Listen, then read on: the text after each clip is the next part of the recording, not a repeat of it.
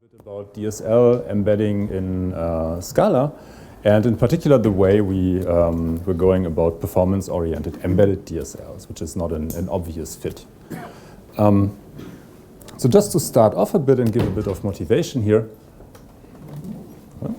Yeah, so all of you know that, well, Scala is the language developed by Martin and his group here at EPFL over the last decade. And Scala is really one of the few languages in recent times coming out of academia that has become really popular in industry as well, right? So you can see that's even an old slide here. So many companies are using Scala, and not just for like toy projects, but really for business critical applications, right? So that's a great success. And as Martin already alluded to in his intro, one of the things that makes Scala attractive for companies is that it's a very flexible language, right? And we also like to call Scala a scalable language. And what that means is that you can very gradually go from small scripts to large systems, right? So at no point during the development you have to throw away your code, start over again, but so that you can keep growing it, right? You start with something that is like a one-off experiment, and gradually it evolves into a big mission-critical system. And how can we do this, right? So there's a couple of things in Scala that enable this, and one thing that's very important is a combination of functional programming and object-oriented programming, right? And it's kind of the best of both worlds, and in Scala it's really an integrated programming experience, right? So it's very easy to develop high-level libraries, like in this case for, think of this as a small linear algebra library, so we are defining this matrix class here. And we're using a couple of features in Scala here. So we're using parametric types, right, which is something that came from functional programming but has been adopted into Java as well, right? And we're using a type class here that constrains the parameter type t to be a numeric type, right? And then we're defining this class. It has a number of rows. It has a number of columns. It has a backing array, which is a private field here, right? So we're using something like object-oriented access modifiers. Then we're defining this apply method. This is just for accessing elements of a matrix at a certain location, right? I and j coordinates.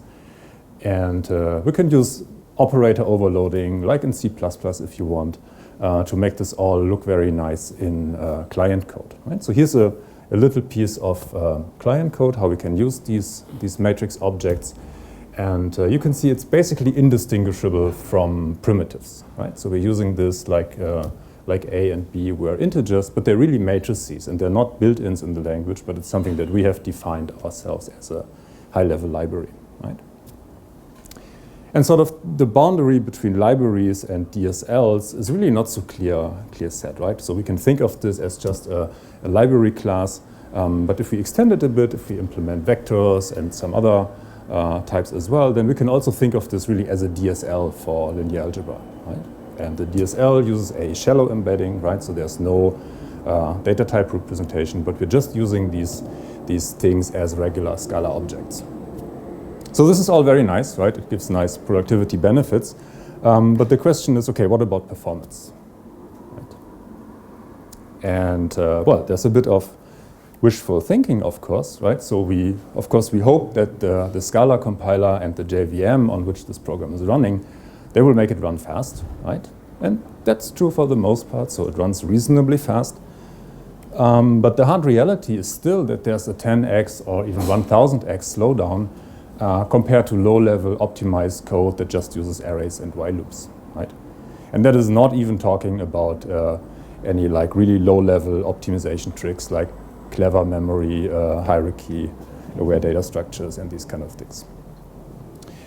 And I'm not making this up, right? So this is a couple years ago in 2011. So there was even like big news, right? Some new startups, they are moving away from Scala because it's too slow, right? And what they said was that, well, via profiling and examining the bytecode, we managed to get a 100x improvement by adopting some simple rules, right? And here are the rules. So don't ever use a for loop because they are slower than while loops in Scala. Don't ever use Scala collection mutable. Don't ever use Scala collection immutable. Always use private this and avoid closures. right? So basically what they're saying is, yeah, don't use any of the advanced features of Scala, just program like low-level Java code in Scala and you're good, because everything else is too slow. Right, so that's kind of an extreme case, but the point I want to make here is if we talk about scalable languages, then growing from small programs to large programs, that's one thing, but scaling from slow programs to fast programs, that's a much harder problem. And there's one famous quote, so some of you may be familiar with this. It's attributed to David Wheeler, and it says that any problem in computer science can be solved by another level of indirection. And what less people know is that there's actually a second part to this quote, and that is the restriction that, well, this only holds for problems that are not caused themselves by too many levels of indirection. Right? And in practice, many of these problems are performance problems. So let's look again at our little matrix library. So this time I've included the body of matrix multiplication, right? So you can see this is just a triple nested for loop.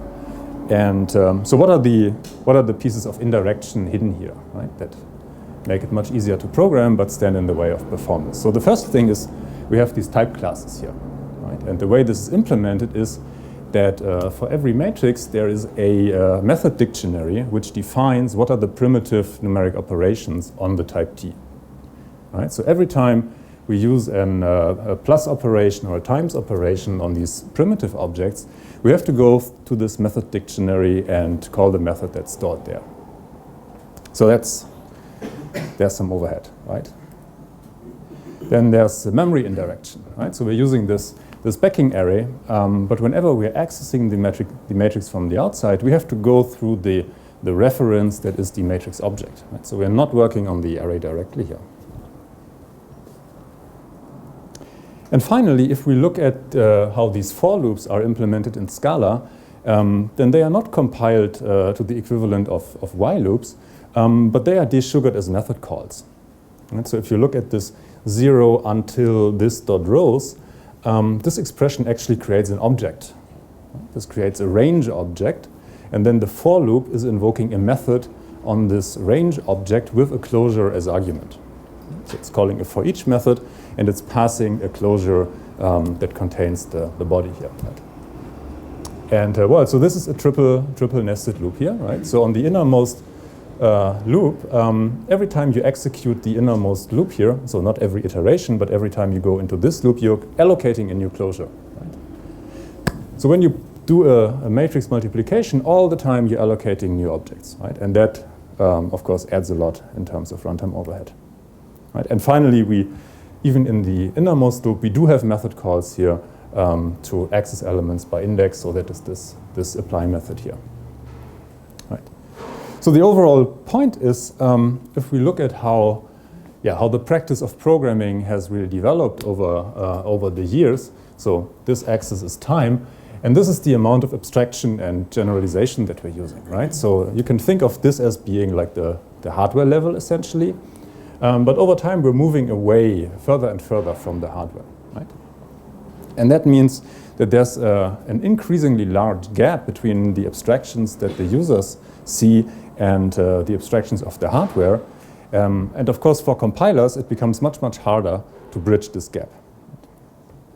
Right? So our poor compilers, and well, some people may argue that we haven't really progressed that much in terms of compiler technologies from the days where this book was written. They have to work a lot to actually translate our programs into something that is efficient.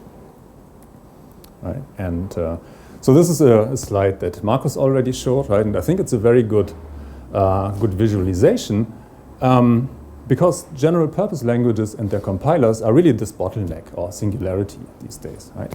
So we have a lot of variety on the programmer side, right? So you want to write many different applications using different paradigms, right? And on the hardware, we also have considerable variety these days. So we have, it's no longer true that we just like write one set of low-level code and it will run fast everywhere, right? So you have to perform different optimizations, whether you want to run on your desktop or server or on your mobile phone maybe, right? And we have GPUs and we have vector units, and maybe we want to run our program on a cluster of machines.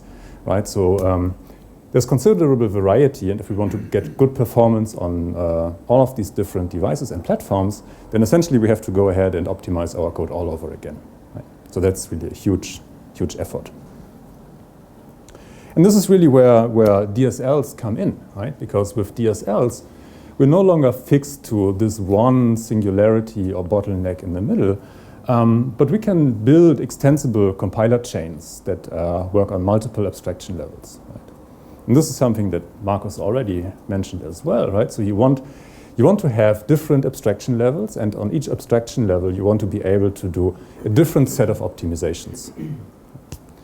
So you can think about, if you look again at this linear algebra example, right? So maybe you have a high-level DSL where your objects are matrices or graphs or vectors, and then you can perform things like algebraic rewritings on that level, right?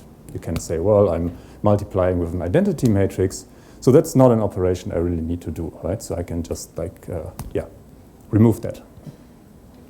But that's not something a usual compiler would do, right? Because we have implemented this matrix class just as a class in Scala. So the Scala compiler would know nothing about how to optimize these matrix objects in a high-level way, right? Or how to optimize operations across several of these objects.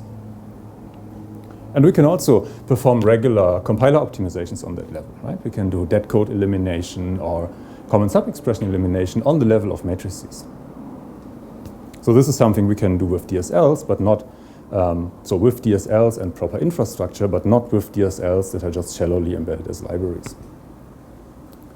And so the idea is once we've done all optimizations on that level exhaustively, then we switch to a lower level representation, right? And on that level, we have arrays, structs, and loops. And that's a different kind of optimizations we can apply there, right? So when we have loops, maybe we want to look at how can we tile or block our loops, or maybe we can fuse some loops, or perform, sort of switch the order of loops and these kind of things. And again, once that is exhausted, we can go to another lower level. And there we can think about vector operations. We can think about, well, maybe we can run parts of the code on a GPU, or how do we partition data across a cluster, right? But the point is we really need, to get this kind of shape here, we need extensibility in both directions, right? So we need to be able to add more layers. So maybe I want to add a layer at the front end. But I also need to be able to extend things horizontally, right? So maybe I want to add, in addition to arrays and structs, maybe on this level I want to add trees as an abstraction, right? And somehow I need to be able to plug this in. And furthermore, we need something that provides generic optimizations out of the box. Right? So I already mentioned maybe you want to do dead code elimination or common sub-expression elimination on the level of matrices. But I certainly also want to do it on the level of primitives at the next lower level. Right? But I don't want to go ahead and implement all these facilities again. Right? So I should have one framework that allows me to do all these things. And so this is what I and several other people, some of them are in the room, have been working on for quite a while. And so our secret weapon, the framework we've developed, is called LMS, and it tries to do exactly that, what I described. Right? So the aim is to be an extensible compiler framework for DSLs, which is implemented as a Scala library. And the core abstraction is really that we make a distinction between expressions that are executed now and expressions that are executed later as part of a piece of code that is generated. And this means that we can go ahead and specialize and compile program pieces at runtime. Right? So we're also not fixed to saying, okay, well, here's one DSL program I translated, but it can be like a just-in-time process, right? So I can take new pieces of code, compile them, run them, and integrate those pieces as well. So LMS is short for lightweight modular staging, and I just want to explain what staging or multi-stage programming means. So staging is a term that's been around at least since the 80s, and the underlying observation is that most computations can be divided into certain stages, and these stages are distinguished by frequency of execution. So some pieces of a program are executed more often than other pieces, or by availability of data. So maybe you load some configuration data, or you get some request from another system, and based on that, you can perform some optimizations. And the idea of multi-stage programming, which goes back to Taha and Sheard from the late 90s or early 2000s, is that, well, we should really make these stages explicit in the programming model. And they developed a language which is called MetaML, and there's a few other follow-ups. There's MetaOCaml. And so generally there are three abstractions. So there's a delay expression, right? So this is very similar to what Phil showed with quotations, right? So this allows us to say, well, this piece of the program is not going to be run right now, but this is going to be run at some later point. And then there's a facility to run delayed expressions. And generally, these quoted program fragments can be treated as first-class values. Right? So I can build some quotation, I can store it in a data structure, I can use it later and compose it with other things. Another way to think about staging is in terms of metaprogramming. Right? So in particular, this is also called generative metaprogramming because we're building programs that generate other programs. And so if you take one thing away from my lecture, then it's the next slide. So this is my picture of metaprogramming, right? And it's really by going to the meta level, you get a lot of leverage, right? You really get superpowers. So you can do stuff that would take a lot of effort if you would do this just in a regular piece of software, right? So you could do lots of low-level optimizations yourself. But using metaprogramming, it becomes very easy, right? Because sort of with just very little action, you can influence this huge big robot, and it will do amazing things, right? And well, furthermore, it's just freaking cool, I think. Yeah. So the takeaway really is, okay, we get the best of both worlds here. So we can program in a way that is very generic, very abstract. But we are generating and running code that is very, very specialized and very low level.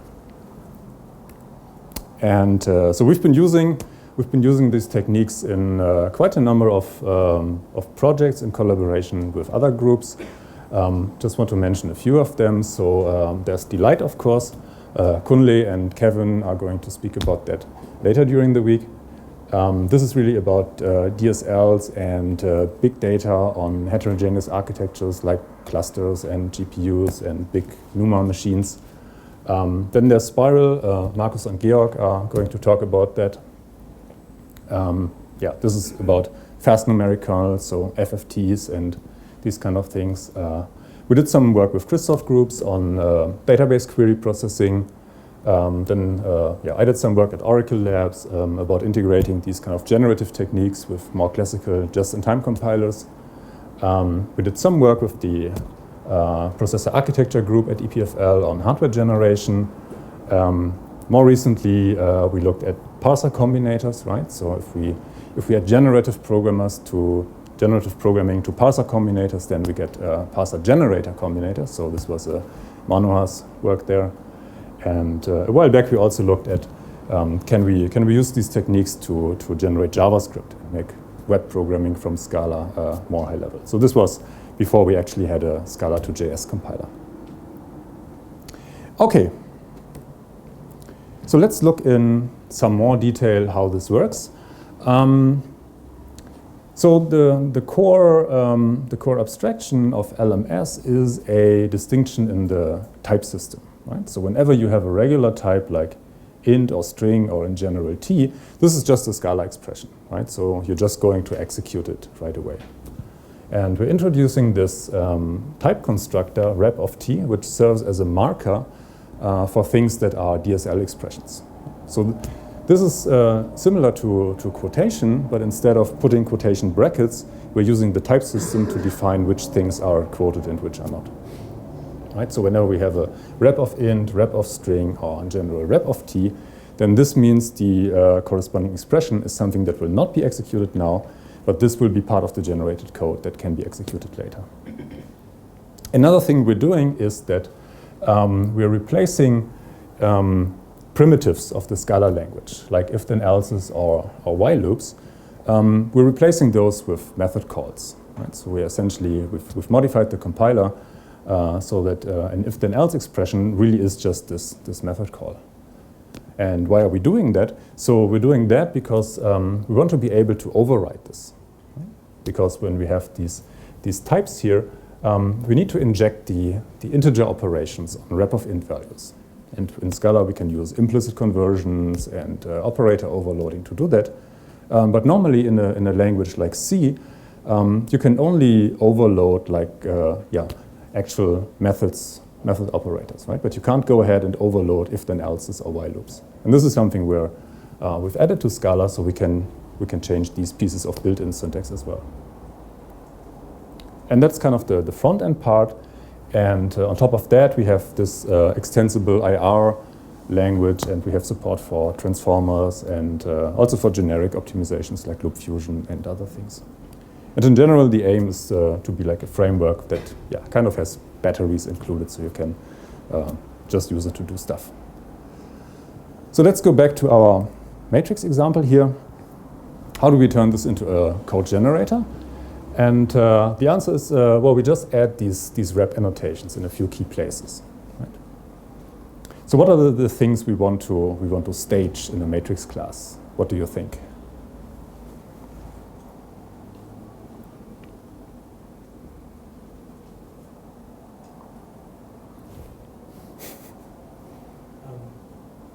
Yes, you would want to stage your basically the matrix class itself, because all you're interested in is the rows and the columns. Yeah, so you don't want to stage the matrix class, but you want to stage the data, right? So the data is going to be dynamic data, right? So you actually want to load it and do computation on it. But all the rest, all the class definition, all the indirection, we don't really need this, right? So this is just to structure the program. Right? So all this we're trying to do statically at code generation time, and then the runtime code should only be the data. Right? So what do we do? So the main change we need to do is we change this backing array from array of t to rep of array of t. And then essentially we go and fix the type errors. Right? So the other things we need to change is, so first of all, we can't just say any more new array, right? Because a new array would allocate an array at code generation time. So we don't want to do that, right? We want the generated code to allocate an array. So furthermore, we want the size of the matrix. We want that to be flexible in the generated code. So our rows and columns become rep of integers as well. And then when we're accessing the backing array, we also have dynamic objects here. So when we're looking up an index, also of course we want to iterate over our matrix, right? So at runtime we need to be able to access the data with dynamic values. So this is why we're changing those two reps as well. Question? Why don't you just virtualize new? So the question is, why don't we just virtualize there? So I'm not sure if I understand what you mean, but maybe your question is, why do we need this type annotations? Yeah, that's a good question. Because it's ambiguous. Right? So sometimes you want to allocate objects at generation time, and sometimes not. Right? And we virtualize new for specific things, which are structural types. Right? And then our rule is, okay, if you inherit from the certain base class, then the new operator is automatically staged. But we can't do this in a fully general way for things like arrays, because sometimes you actually want to allocate an array at generation time because you want to store some pieces of data. So it's really, you have to sort of, in this programming model, it really matters where you put the rep types, right? So a rep of array of t is something different than an array of rep of t. There's another question. So you explained why the original naive code is slow. Mm-hmm. But typically one deals with this not by code generation, but just by having a decent compiler that does a lot of specialization. Mm-hmm. So how far does that get you? And how much further does this get you? That's a very good question. So let's maybe go to the question. Yeah, so the question was, why don't we just use a compiler? Right? And this is a very, very valid question, and I hear it all the time. And so our answer to that is yes, some compilers are better than the Scala compiler, right? So the Haskell compiler, for example, does a much better job at compiling type classes because it will like take those hints and specialize things accordingly. But there's only so far a compiler can go, right? And in this case, you could conceivably inline everything, but there are definitely code patterns where a compiler just would not guess the right specialization, right? And so do keep in mind that this is a very simple case really here. Okay? And yeah, I just want to show the kind of code that we're generating here.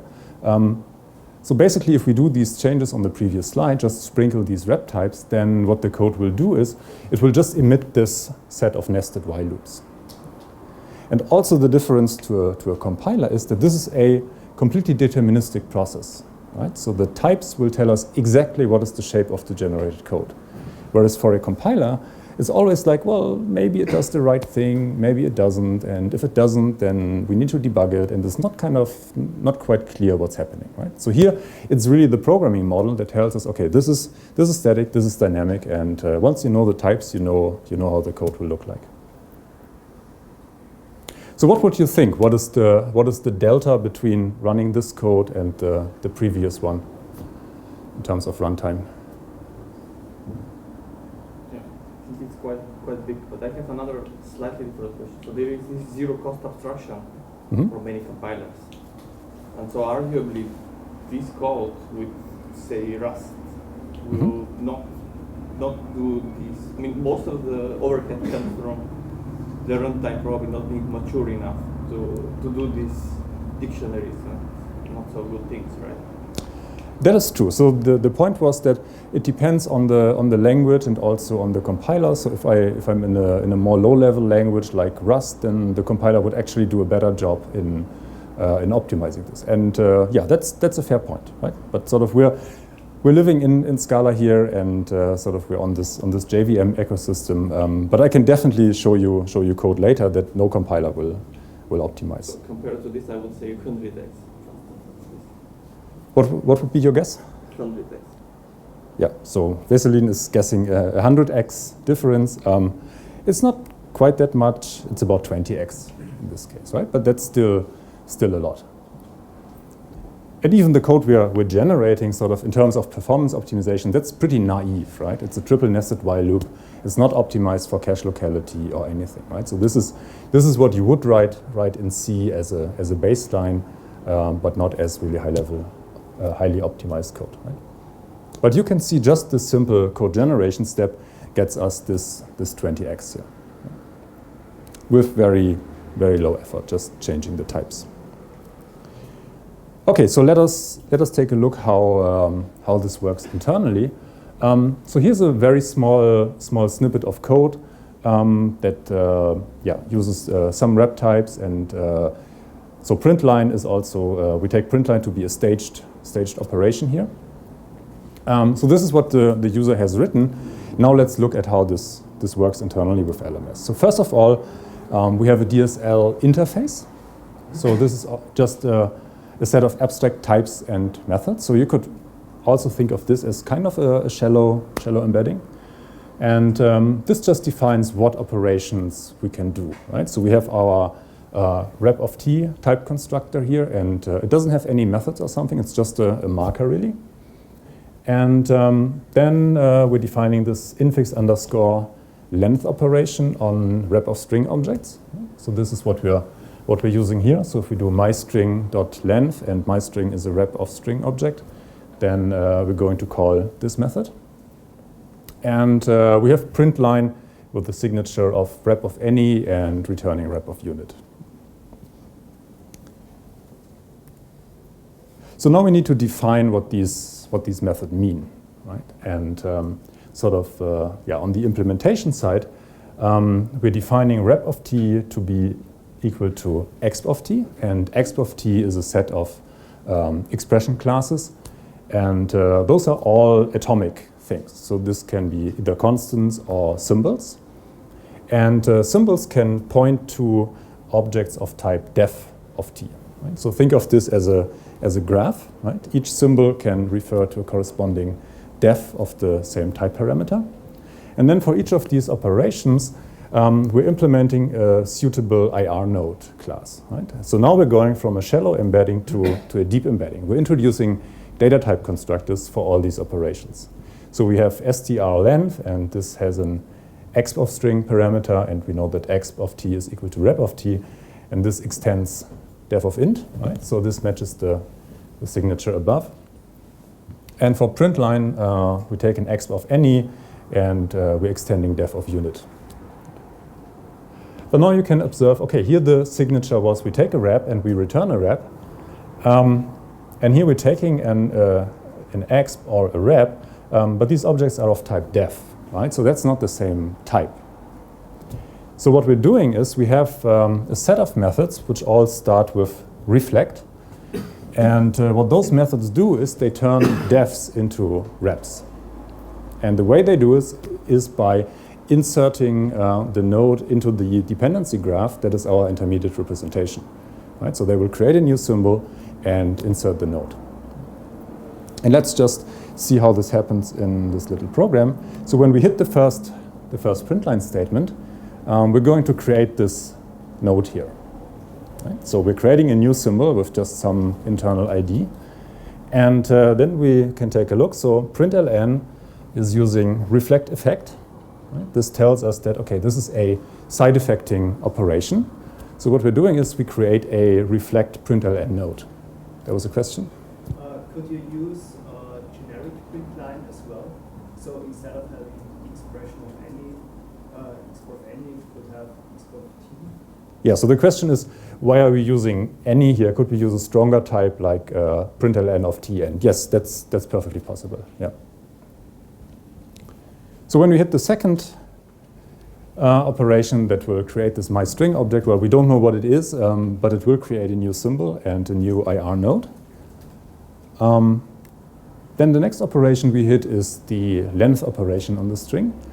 And now you can see we create a new node, but we also create a dependency edge. Right? So this str length node will refer to the previous one via its symbol. Right? So we can draw a little arrow there. And finally, we're hitting the next print line.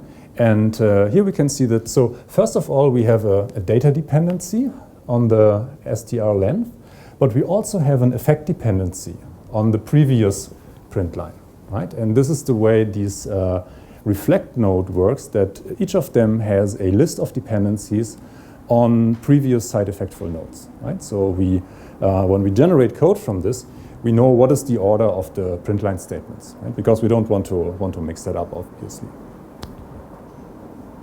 So one other thing we can do is, when we're implementing these methods like infix length, we can do pattern matching on the arguments.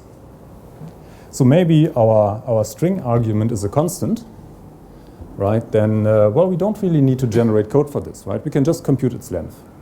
So we are returning another constant that has the takes the length from the static string and just uses that as a constant in the generated code. Right? So in addition to having this phase separation between t values and rep of t values, also on the rep of t level, we can do rewritings and optimizations here. Right?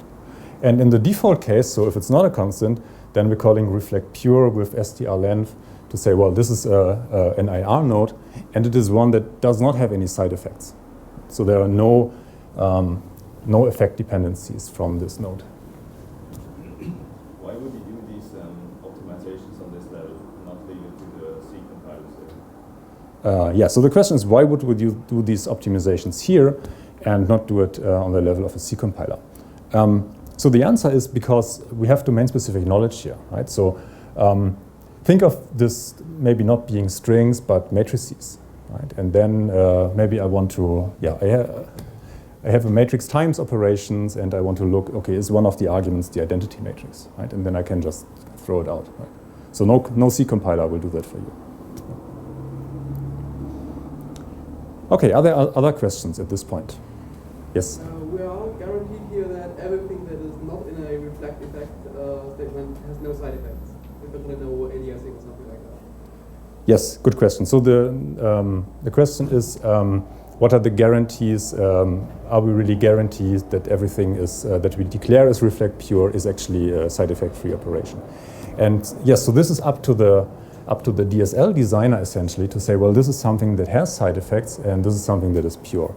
And I've only showed this like binary distinction between pure and effectful, but actually in the framework it's much more fine-grained. So we do have information about aliasing, and we track effects per allocation site basically. Right? So I can, instead of reflect effect, I could say, okay, reflect read or reflect write, and give it another symbol, and then it would register this as a modification of a particular other data structure. Right? So we can be very fine-grained there. Any more questions at this point? Yes, please. I was wondering, in the real implementation, you also use mirrors. Mm-hmm. Yeah, so the question is, okay, in the implementation we have something that's called mirroring, and that's another kind of transformation we can do, right? So these are optimizations we do basically on the fly while we're constructing the IR. And of course we can also have transformers more like a regular compiler. Once we've built the IR, do some kind of global analysis, and then have a transformation pass. And this is what the mirroring is for. So mirroring basically just means, given an IR node str length, I wire it back to this method call, right? And I can have some further analysis information on the side, but when I call mirror on str length, then I will invoke another version of this infix length method where I can do pattern matching on the arguments again, and possibly also inspect some auxiliary information I have gathered. Yes. More questions? Okay, if not, then let's actually go look at some code and do some hacking here. So just a quick show of hands maybe, who has downloaded LMS and the tutorial repo? Okay, so almost everybody, that's great. So did you have any trouble getting it to run, or? I'm sorry? SBT doesn't work? Okay. Did it work for everybody else, or? Yeah, I got warnings and one of them has failed out memory, but otherwise it's Okay, good. So I don't know, maybe somebody who's familiar with SBT can have a look with you, or? Where are the download instructions? They don't seem to be in the program. I think they should be there. So there's a link to the website. Okay, good. In the program it says DSL embedding in Scala in your name, and that's it.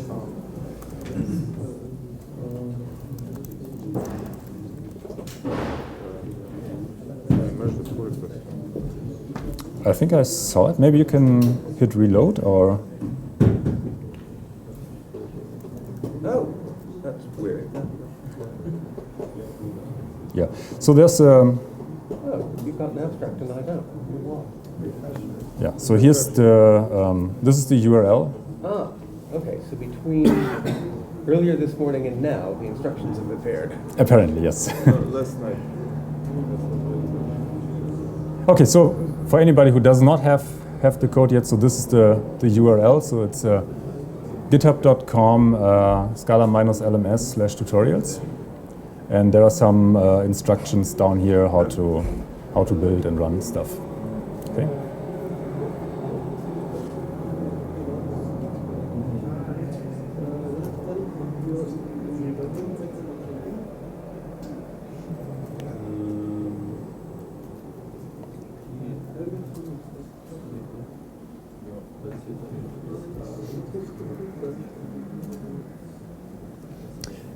Okay, so what we're gonna do is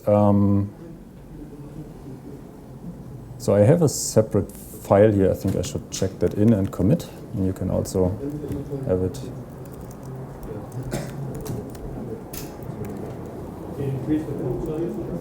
Yes, just a second.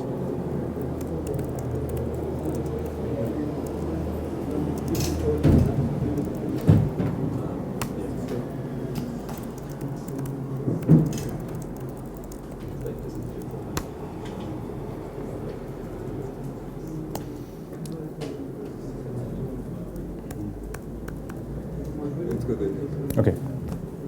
So can everybody read this? Good. So I've just pushed a new file that we're going to work on. If you can do git pull on the tutorials repository, then you should also have it on your machine. So inside the tutorial repository, we're looking at source and then test. And then there's Scala LMS tutorial, and we're looking at shonan-live.scala. Does everybody have that file?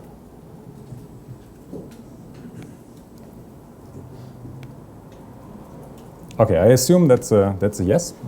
So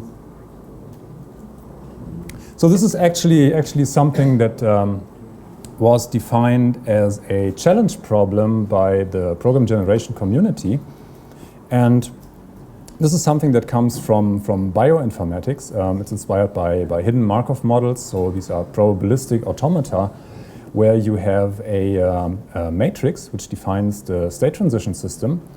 And the matrix is statically known.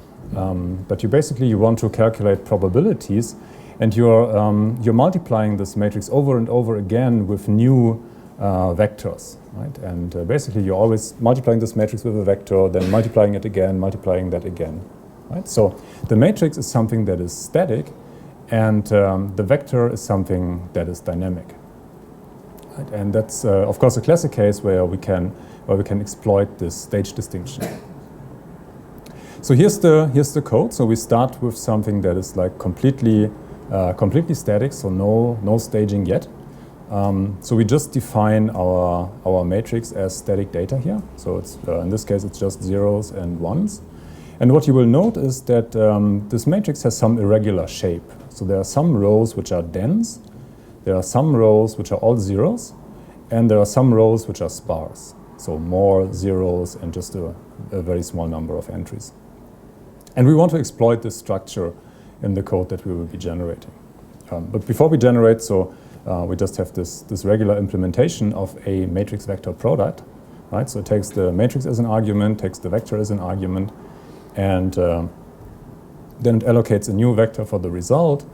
And there's a double nested loop to calculate the vector product here. Right? So we can run this. Here's some input vector. I'm just using all ones here. We can call matrix vector product, get the result out, and actually check it with some data. And here's the output.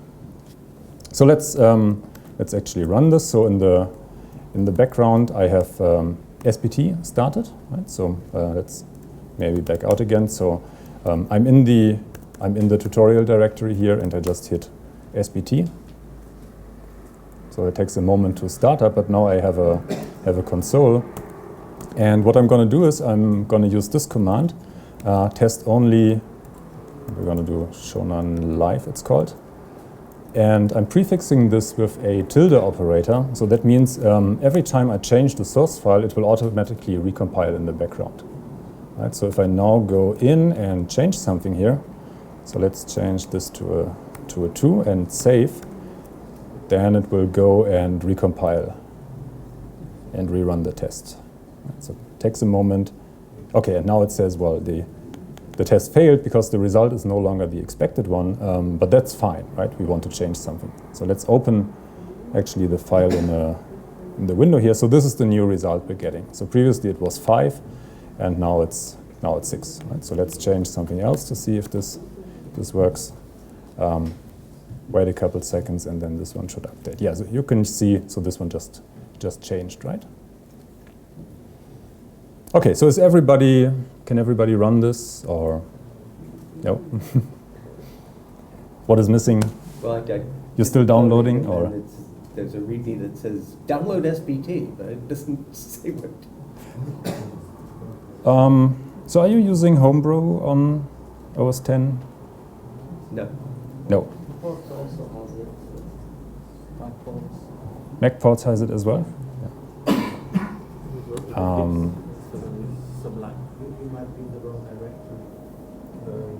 Maybe you can take a look, Phil, or?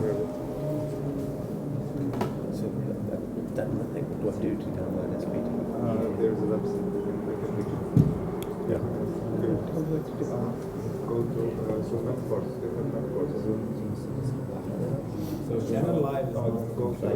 I'm sorry? Shown in live is the 5. Yeah. So maybe you have to pull again if you don't have the file.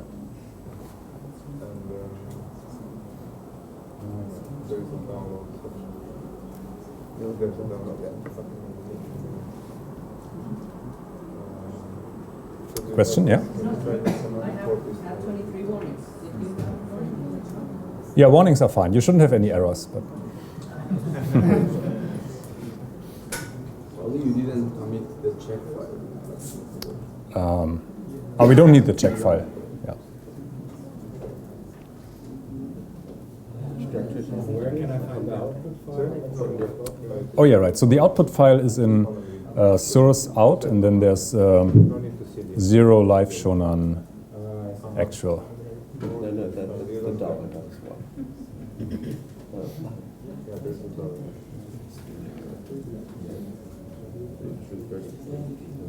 Is it expected behavior that SVP downloads everything on every location? So normally not. It should download everything once, and then you should have it. But No, at least twice, but okay. I never know what happened.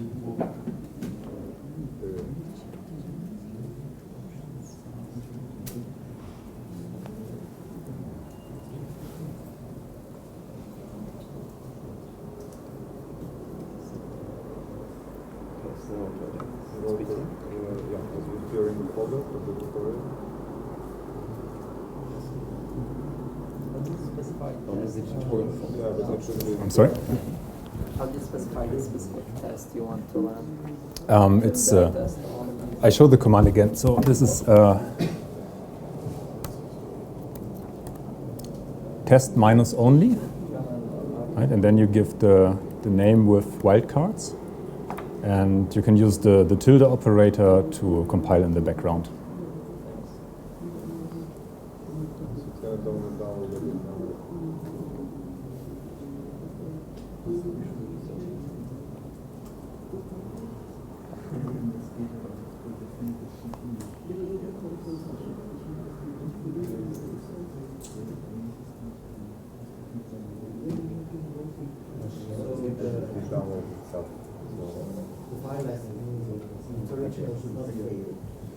I'm sorry? Yeah, I didn't commit the check file, so you will get a test failure now. But that's fine because we just keep modifying it. Must be in the directory of the source. I'm sorry? Must be in the directory of the source to detect. So the generated file, you mean, or? Yeah. Where did you start the SVT command from? From the tutorial directory. From the main tutorial. Yeah. So.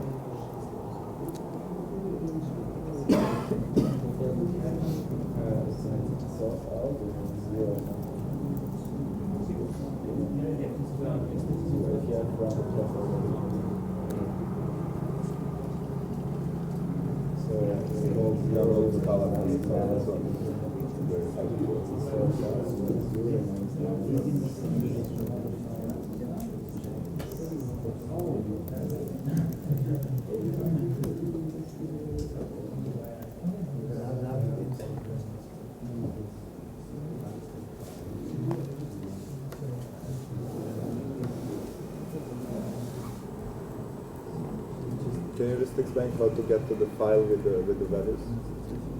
Yes. So just again, so the source file we're working on is in source test Scala LMS tutorial, and then it's shown on -live.scala, and then the generated code is in source out and 0 live shown on HAM actual.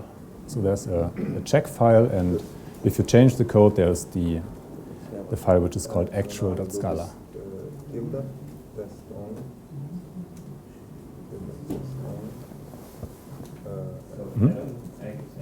Space, and then the star on. So did you run it once and change the source code? Yeah, and it's compiled in the background With the name. So did it say test failed or test succeeded? No tests were executed, no tests. Try start. So then maybe, did you use the wildcards? Shown on line. So this is the command you should use. And it needs a start. Shown up without the. You should be able to use the autocomplete code.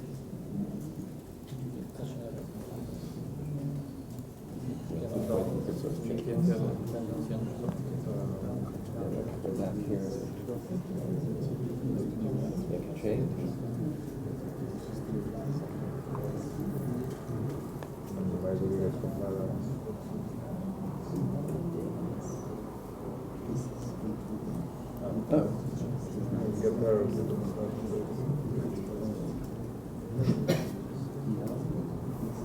Are we in the right folder?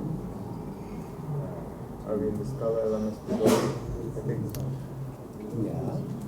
Okay, are people ready to move on, or do you still need more time?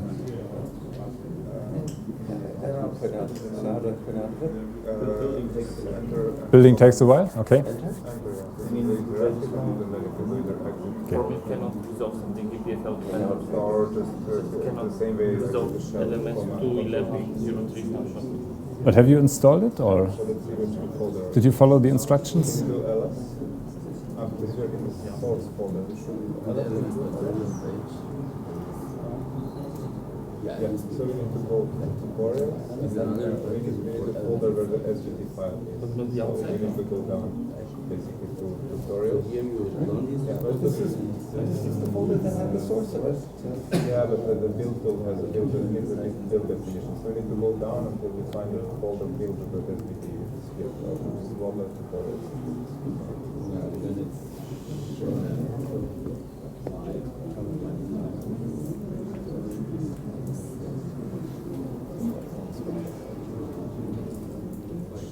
Let's see here.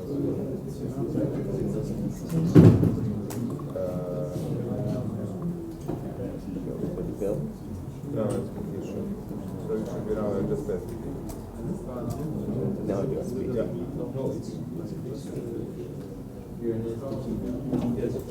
Now it's downloading the other way. Because at least the download Scala. Because SBT is actually just a launcher that downloads itself based on the build definition.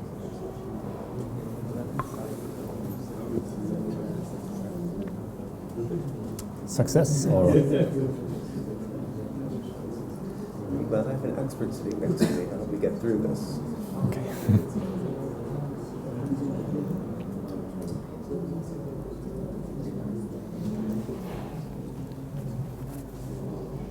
I think some didn't install an SUS publish local, and then they probably need to be also.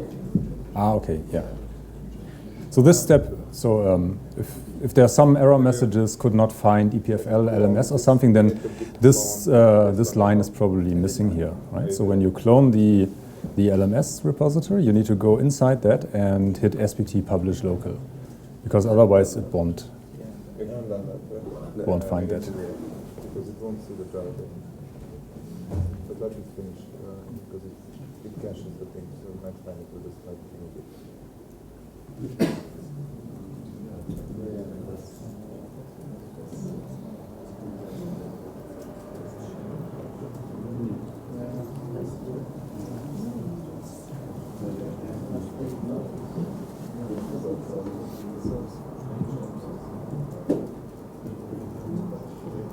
So the test should fail, right? Yeah, so there's one test that should probably be failing. Yeah. And this is the one we're going to work on. So.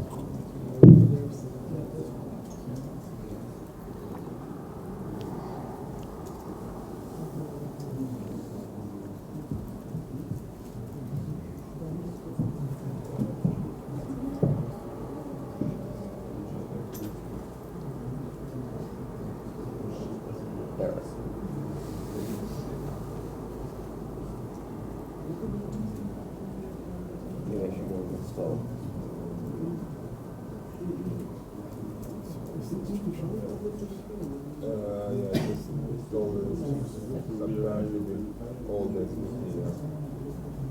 So we need to download a new one. So just download one. Download, go to the download, and we have a. I'm sorry? Can't hear you. Yeah, but it downloads. So the example is in source test Scala LMS tutorial and then shonan minus live.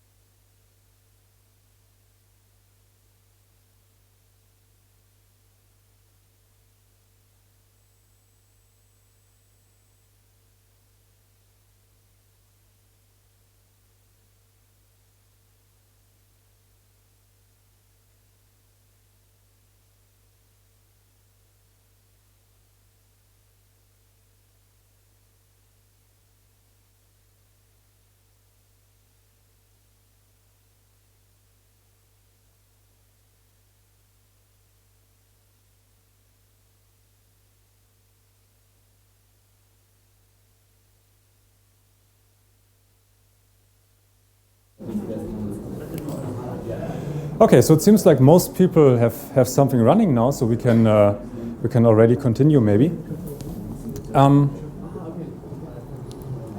So we have this static piece of code here, and now we want to add staging, right? And the first step we're going to do is we're just going to copy this snippet we have below here.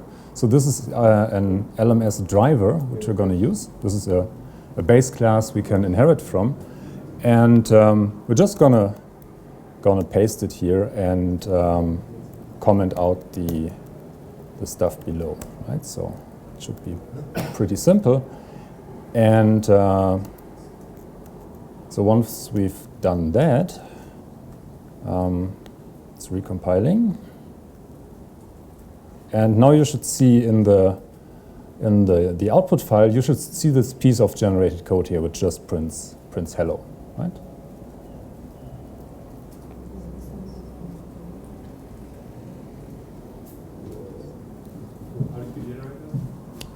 So I just copy and paste it. So below the method, there's this snippet here. Right? So I just copy and pasted that into the method below the matrix vector product and commented out the rest here.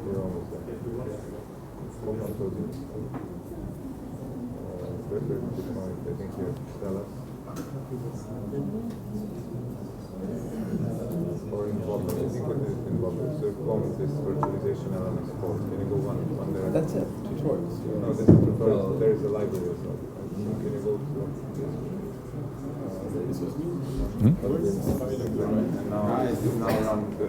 I'm sorry? Yeah. So the file on the right is the same one we had previously, right? So this is under out, source out, and then 0 live actual. What does that do? Publishes it to your local cache space. This is a jar file so that you can use it. So the other project sees it.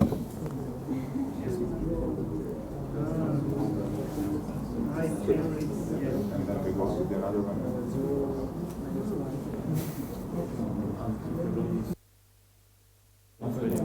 Kevin is bored.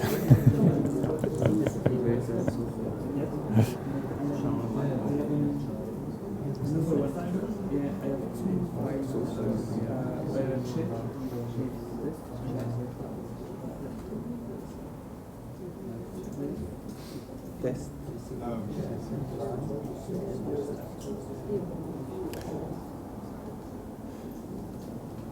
So does everybody see this kind of output with class snippet and generated code? Can we do a show of hands who has this? Okay, perfect. So it's almost everybody. So let's actually do something interesting here, right? So you can see we have this one print line, hello world, essentially. But of course, that's not very exciting, right? Because, well, what would it do? So now the interesting part is that we can embed, even though we're generating code, we can embed any kind of static computation here. So I can do something like create some kind of static condition. Okay, well, this is maybe a bit boring, but just to show the idea, right? So I can do an if then else based on any kind of static condition. And we do else print line world, and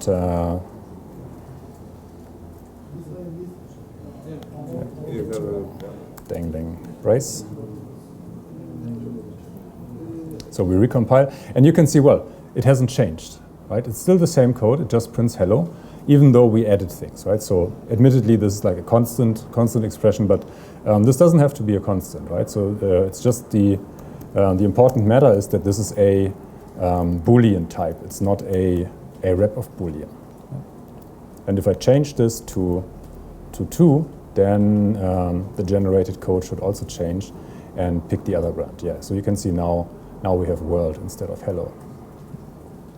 And this is because this is a completely static condition. That means the whole if then else will just be resolved at code generation time. So now if I change the condition to something that is a rep of Boolean, so let's do something like data dependent on the length of the array. If length of v is larger than 5, then I should see actually an if then else in the generated code, because now I have a dynamic condition, right? So you can see how this changed here. So based on the type and what the Scala type inference figures out what the types of the resulting expressions are, my shape of code changes here.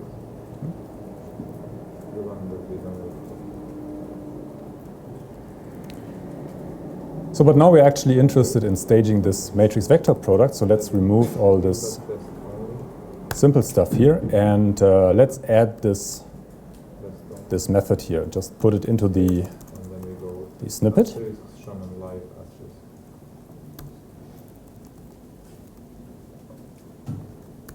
Indent a bit.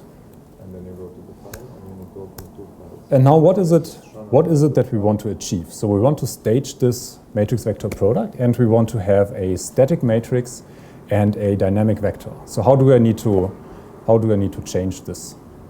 What do you think? This is the one that Tiark is changing, and you need one that you will see the changes in the generated code. So I need to add rep type somewhere, but where should I add an annotation? It's called 0-live shunner-h0. Is it in the same directory? No, unfortunately, it's in the. Well, then just telling me that won't let me open it, will it? Yeah, so it's in the LMS tutorials out. Any ideas? Source Yeah. out. You add a rep to the vector. And then Exactly. here is Right. 0. So I add a rep to the vector because the vector is going to be dynamic data in the generated code. So we're changing this from array of int to rep of array of int. And well, you can just hit save and see for yourself. So now you're going to get a few type errors here. That's not And one of the errors you're getting is that, well, now you have this plus operation, and it tells you, well, I have a rep of int, but I want an int, right? So that doesn't work. So we need to change a few other things here, right? So this plus, of course, no longer works. So what are the things we need to change? So we have changed the argument into a dynamic value, but we also want to return something that is dynamic, right? So what is the next change we need to do? Mm-hmm. Yeah, so we need to change this one here, right? Because this one says, okay, just allocate an array, and this is actually the same what we had on the slides with the matrices. We really want to generate an instruction to allocate an array in the generated code. So we're changing this into a new array. It's just out and then 0-live. Right? So now we should get some new errors. No, actually we don't, but okay, so now at least it compiles, but it doesn't do anything, right? Because we're not using the result. So what we are going to do is we're taking the argument of the snippet and actually calling matrix vector product. So calling matrix vector prod with A and B.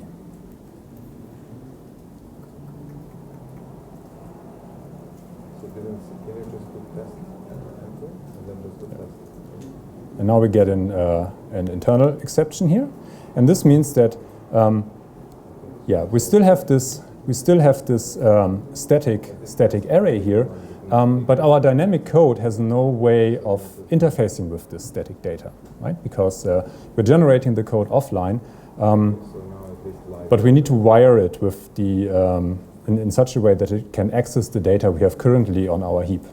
So the way we're going to do that is we're going to create we're going to change this into A0, and we're going to call A static data of A0. And let's see what that does. So now we can see we get another type error, right? So now it's complaining about the iteration range, right? So this this n is a rep of int, but it's expecting an int. So we need to change that as well, right? And so what we're doing here is we're accessing a.length, which is the and a is the dynamically lifted version of the static data. But what we really want to do is we just want to access the length of the original matrix, right? We want to treat this as a completely static value. So we're using a0.length here. And this should give us a static iteration range again.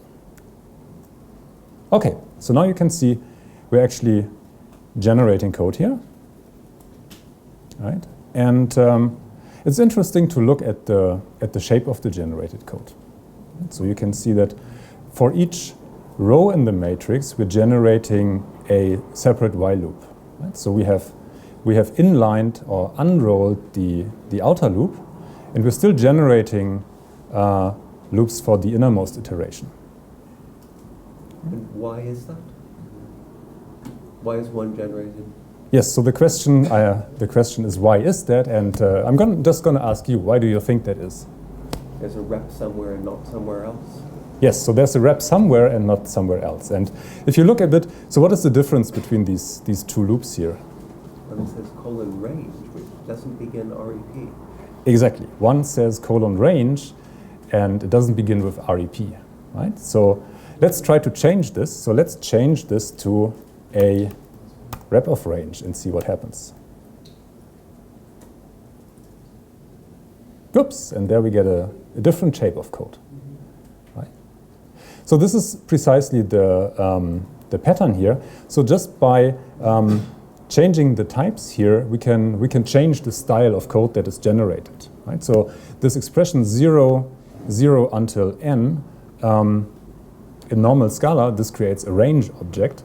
But here we have overloaded it to create a rep of range by default. But we can still force it to be a regular range if we want to unroll this loop and we have static bounds, right? So the n is an int here, not a rep of int. So we can use it as a static range to unfold the loops. Can you say again what static data is?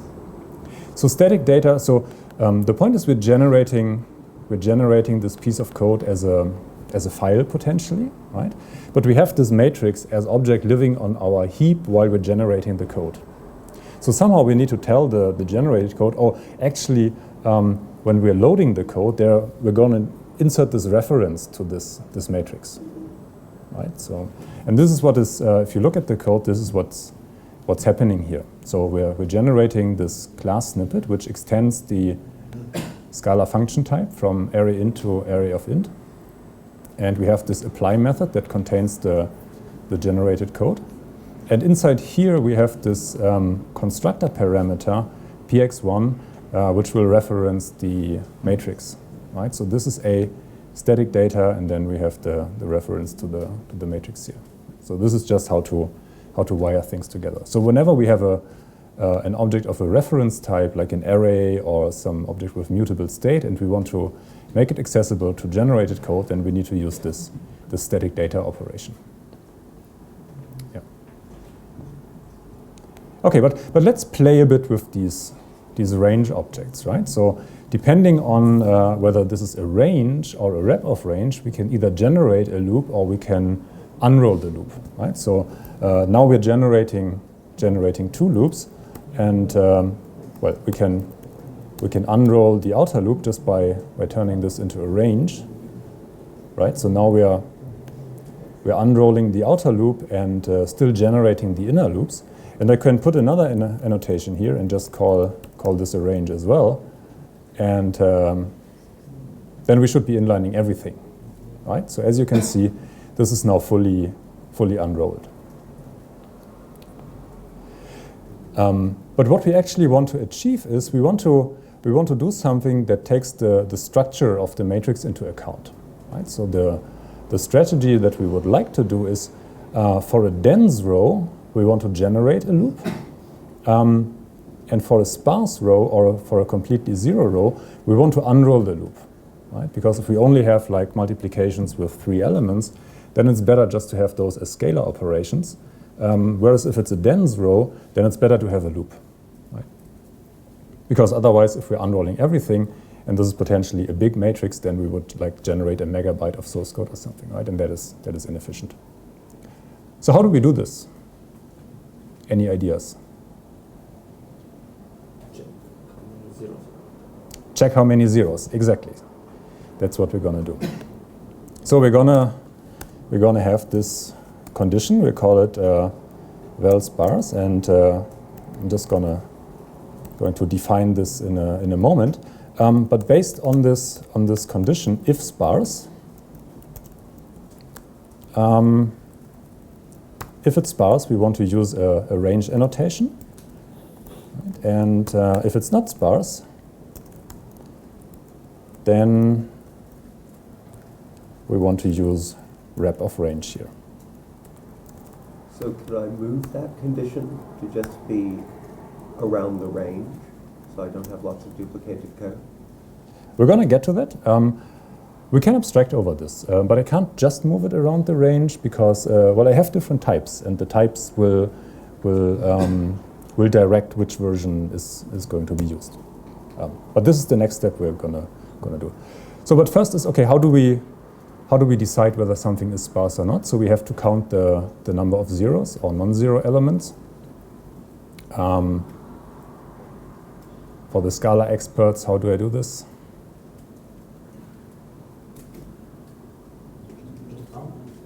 Just count, yeah. So what do I count? Well, I do A, and I need to access the static version, so I do A0 of I dot count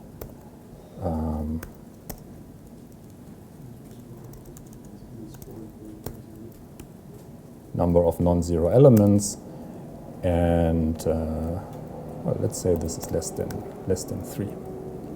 So let's try this.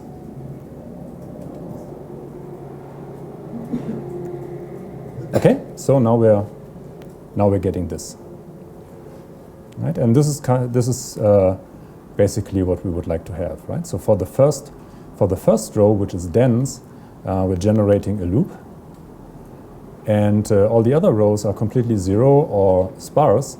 We're unrolling everything, right? And you can see that by unrolling, automatically all the multiplications with zeros are removed here.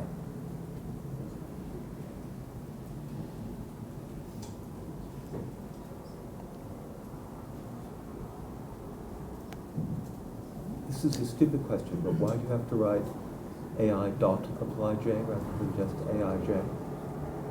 Yeah, so that is actually not a stupid question. It's a very good one. So this is why do I have to write apply here? And so the answer is that Scala takes some extra arguments for index access. Right? So in this case, there would be a manifest, an implicit manifest argument. Right? So if I just write AIJ, then this will, oh no, it's not a manifest, it's a source context. So this is used for debugging to inject source line and file name information, right? And we're passing, this is an implicit argument that the Scala compiler will generate, but we're passing explicitly an integer here, right? So that's not going to work. So we have to use either dot apply, or maybe we can also just use parentheses. I don't know. No, this doesn't work. So we have to use apply here. But we could also define a method which just takes 2 parameters, right, as we had on the slides, basically. Another question? You have 2 times the same code in the inside, even if it's not the same type. So can you factorize it somehow? Yes. So the question is, okay, why do I have to duplicate this code, right? And that isn't really nice. So we want to do something that abstracts over this. And actually, that's what we're going to do now, right? So since we're generating code and we can do arbitrary computation at staging or code generation time, we can refactor this code, right? We can just insert a new method that abstracts over this. So what we're going to do is we're going to create a method which is called unrollIf, and yeah, I think I'm just gonna copy this for simplicity here. Right. So this is a method we call unrollIf, and it takes a condition and it takes a range object, and it will return a new object with a for each method, which means that we can use it in a for comprehension style. Right? And inside here we have the duplicated loop, but we don't have the functionality of the loop. Right? So we're taking a closure f, and basically if C is true, then we're just using the range object as is, and if C is false, then we're turning the static range into a dynamic rep of range. Right? So this means that this loop will be unrolled, but this loop will actually be generating a loop. And once we have this unroll if method, we can refactor this code, and we can remove this test here and go back to only one loop.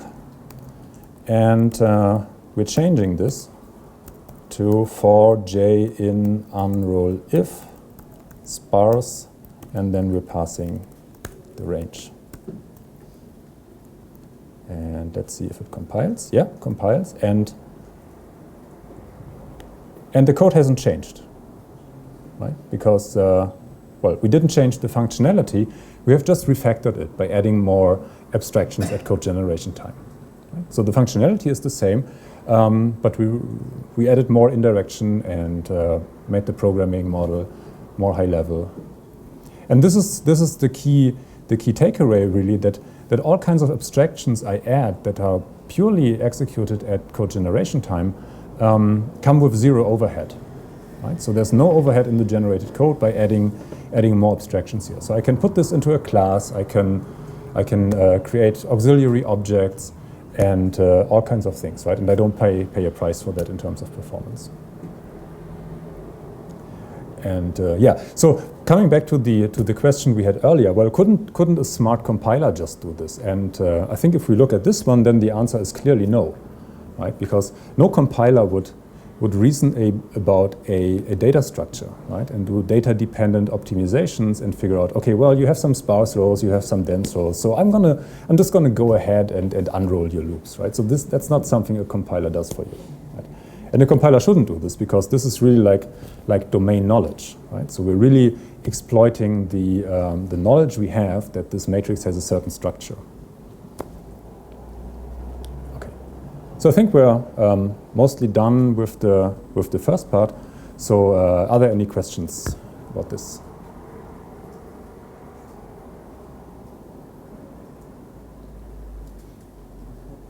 No questions? That seems hard to believe. There's one.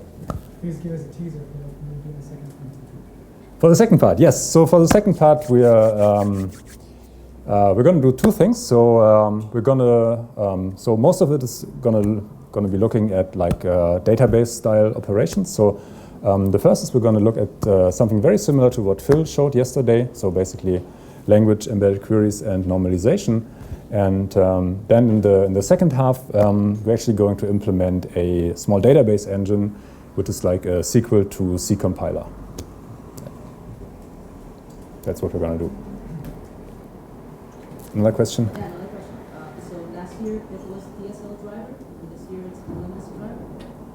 Is that a change? Significant? Also, last year I think there was no array new, and this.